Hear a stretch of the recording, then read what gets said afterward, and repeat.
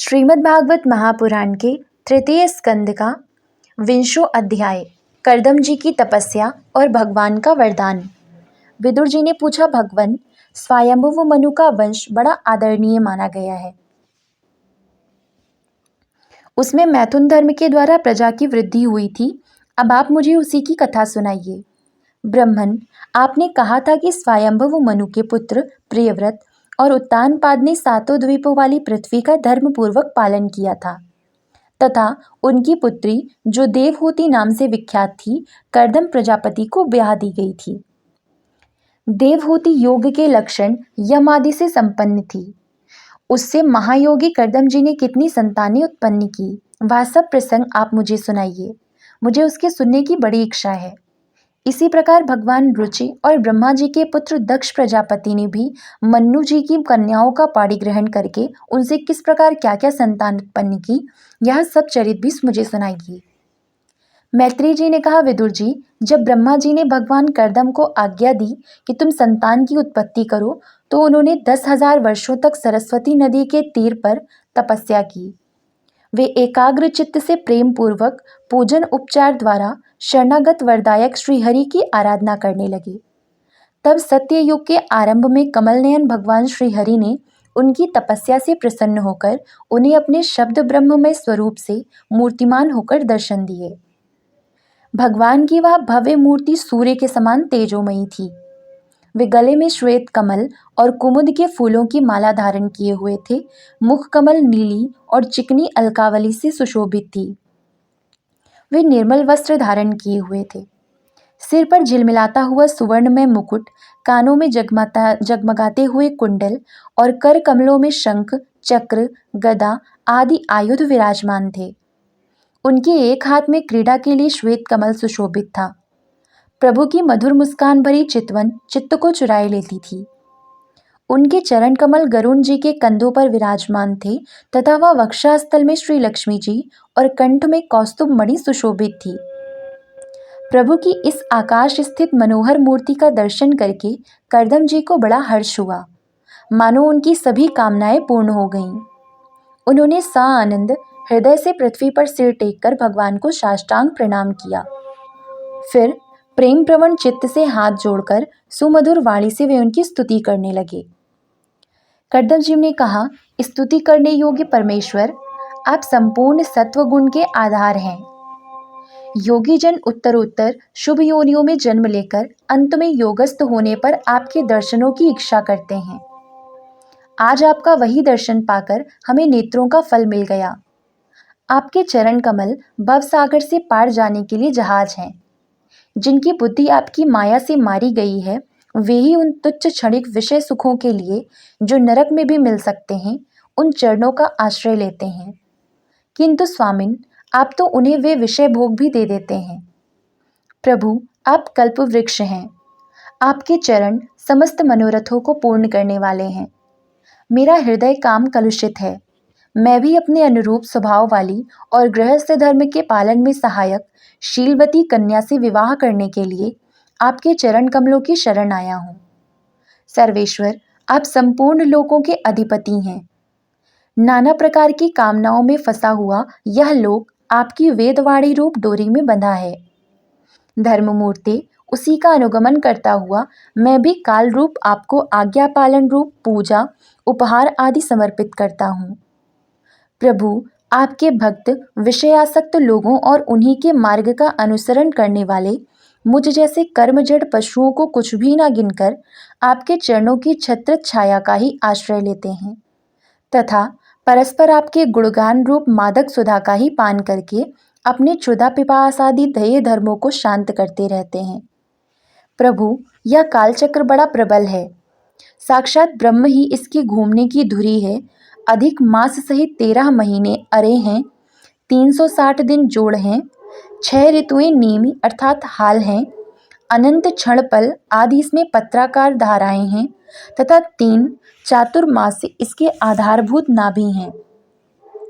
यह अत्यंत वेगवान संवत्सर रूप कालचक्र चराचर जगत की आयु का छेदन करता हुआ घूमता रहता है, किंतु आपके भक्तों की आयु का ह्रास नहीं कर सकता।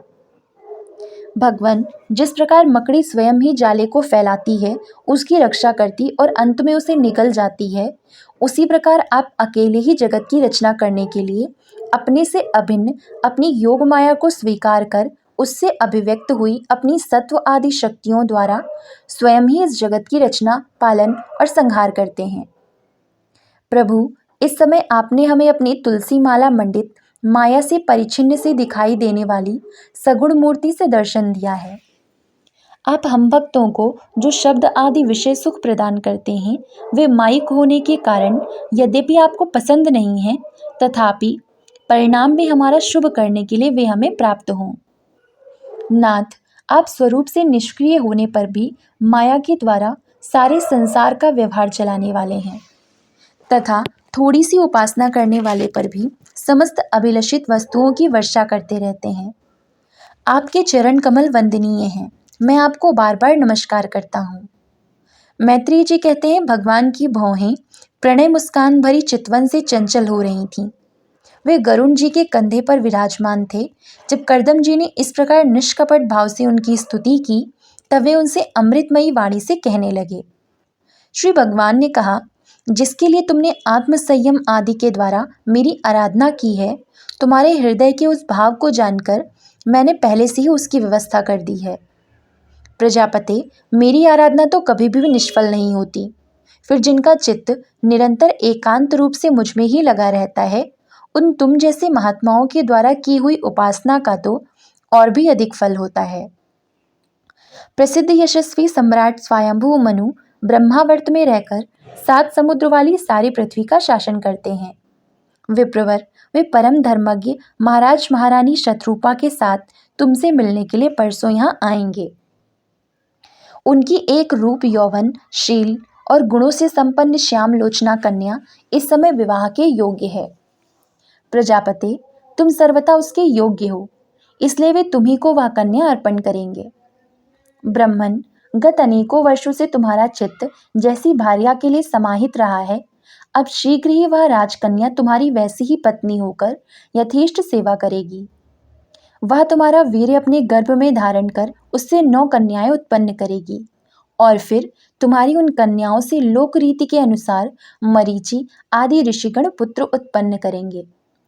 तुम भी मेरी आज्ञा का अच्छी तरह पालन करने से शुद्ध चित्त हो, फिर अपने सब कर्मों का फल मुझे अर्पण कर मुझको ही प्राप्त होगे। जीवों पर दया करते हुए तुम आत्मज्ञान प्राप्त करोगे और फिर सबको अभय दान दे अपने सहित संपूर्ण जगत को मुझ में और मुझको अपने में स्थित देखोगे। महामुनि, मैं अपने अंश कला रूप से तुम्हारे वीर्य द्वारा तुम्हारी पत्नी देवहूति के गर्भ में अवतीर्ण होकर सांख्य शास्त्र की रचना करूंगा। मैत्रेय जी कहते हैं, विदुर जी, कर्दम ऋषि से इस प्रकार संभाषण करके इंद्रियों के अंतर्मुख होने पर प्रकट होने वाले श्रीहरि सरस्वती नदी से घिरे हुए बिंदुसर तीर्थ से, जहाँ कर्दम ऋषि तप कर रहे थे, अपने लोक को चले गए। भगवान के सिद्ध मार्ग अर्थात वैकुंठ मार्ग की सभी सिद्धेश्वर प्रशंसा करते हैं। वे कर्दम जी के देखते देखते अपने लोक को सिधार गए। उस समय गरुण जी के पक्षों से जो साम की आधारभूता ऋचाएं निकल रही थीं, उन्हें वे सुनते जाते थे। विदुर जी, श्रीहरि के चले जाने पर भगवान कर्दम उनके बताए हुए समय की प्रतीक्षा करते हुए बिंदु सरोवर पर ही ठहरे रहे। वीरवर, इधर मनु जी भी महारानी शत्रुपा के साथ सुवर्ण जटित रथ पर सवार होकर तथा उस पर अपनी कन्या को भी बिठाकर पृथ्वी पर विचरते हुए जो दिन भगवान ने बताया था, उसी दिन शांतिपरायण महर्षि कर्दम के उस आश्रम पर पहुंचे। सरस्वती जल से भरा हुआ यह बिंदु सरोवर वह स्थान है जहां अपने शरणागत भक्त कर्दम के प्रति उत्पन्न हुई अत्यंत करुणा के वशीभूत हुए भगवान के नेत्रों से आंसुओं की बूंदें गिरी थी। यह तीर्थ बड़ा पवित्र है। इसका जल कल्याणमय और अमृत के समान मधुर है तथा महर्षिगण सदा इसका सेवन करते हैं। उस समय बिंदु सरोवर पवित्र वृक्षलताओं से घिरा हुआ था, जिनमें तरह तरह की बोली बोलने वाले पवित्र मृग और पक्षी रहते थे। वह स्थान सभी ऋतुओं के फल और फूलों से संपन्न था और सुंदर वन श्रेणी भी उसकी शोभा बढ़ाती थी। वहां झुंड के झुंड मतवाले पक्षी चहक रहे थे। मतवाले भौरे मंडरा रहे थे। उन्मत्त मयूर अपने पिच्छ फैला फैलाकर नट की भांति नृत्य कर रहे थे और मतवाले कोकिल कुहू कुहू करके मानो एक दूसरे को बुला रहे थे। वह आश्रम कदम्ब, चंपक, अशोक, करंज, बकुल, असन, कुंद, मंदार, कुटज और नए नए आम के वृक्षों से अलंकृत था। वहां जलकाग, बत्तख आदि जल पर तैरने वाले पक्षी, हंस, कुरर, जलमुर्ग, सारस, शकुआ और चकोर मधुर स्वर से कलरव कर रहे थे। हरिन, सुअर, स्याही, नीलगाय, हाथी, लंगूर, सिंह, वानर, नेवले और कस्तूरी मृग आदि पशुओं से भी वह आश्रम घिरा हुआ था। आदिराज महाराज मनु ने उस उत्तम तीर्थ में कन्या के सहित पहुंचकर देखा कि मुनिवर कर्दम अग्निहोत्र से निवृत्त होकर बैठे हुए हैं। बहुत दिनों तक उग्र तपस्या करने के कारण वे शरीर से बड़े तेजस्वी दिख पड़ते थे तथा भगवान के स्नेहपूर्ण चितवन के दर्शन और उनके उच्चारण किए हुए कर्ण अमृत रूप सुमधुर वचनों को सुनने से इतने दिनों तक तपस्या करने पर भी वे विशेष दुर्बल नहीं जान पड़ते थे। उनका शरीर लंबा था, नेत्र कमल दल के समान विशाल और मनोहर थे, सिर पर जटाएं सुशोभित थीं और कमर में चीर वस्त्र थे। वे निकट से देखने पर बिना स्थान पर चढ़ी हुई महामूल्य मणि के समान मलिन जान पड़ते थे। महाराज स्वयंभू मनु को अपनी कुटी में आकर प्रणाम करते देख उन्होंने उन्हें आशीर्वाद से प्रसन्न किया और यथोचित आतिथ्य की रीति से उनका स्वागत सत्कार किया। जब मनु जी उनकी पूजा ग्रहण कर स्वस्थ चित्त से आसन पर बैठ गए तब मुनिवर कर्दम ने भगवान की आज्ञा का स्मरण कर उन्हें मधुर वाणी से प्रसन्न करते हुए इस प्रकार कहा। देव, आप भगवान विष्णु की पालन शक्ति रूप हैं, इसलिए आपका घूमना फिरना निसंदेह सज्जनों की रक्षा और दुष्टों के संहार के लिए ही होता है। आप साक्षात विशुद्ध विष्णु स्वरूप हैं तथा भिन्न भिन्न कार्यों के लिए सूर्य, चंद्र, अग्नि, इंद्र, वायु, यम, धर्म और वरुण आदि रूप धारण करते हैं। आपको नमस्कार है। आप मणियों से जड़े हुए जयदायक रथ पर सवार हो अपनी प्रचंड धनुष की टंकार करते हुए उस रथ की घरघराहट से ही पापियों को भयभीत कर देते हैं और अपनी सेना के चरणों से रौंदे हुए भूमंडल को कपाते अपनी उस विशाल सेना को साथ लेकर पृथ्वी पर सूर्य के समान विचरते हैं। यदि आप ऐसा ना करें तो चोर डाकू भगवान की बनाई हुई वर्णाश्रम धर्म की मर्यादा को तत्काल नष्ट कर दें तथा विषय लोलुप निरंकुश मानवों द्वारा सर्वत्र अधर्म फैल जाए। यदि आप संसार की ओर से निश्चिंत हो जाएं तो यह लोक दुराचारियों के पंजे में पड़कर नष्ट हो जाए। तो भी वीरवर, मैं आपसे पूछता हूँ कि इस समय यहाँ आपका आगमन किस प्रयोजन से हुआ है? मेरे लिए जो आज्ञा होगी उसे मैं निष्कपट भाव से सहर्ष स्वीकार करूँगा। इति श्रीमद्भागवते महापुराणे पारमहंस्यायां संहितायां तृतीय स्कंदे एकविंशो अध्याय। ओम नमो भगवते वासुदेवाय। जय श्री राधे कृष्ण।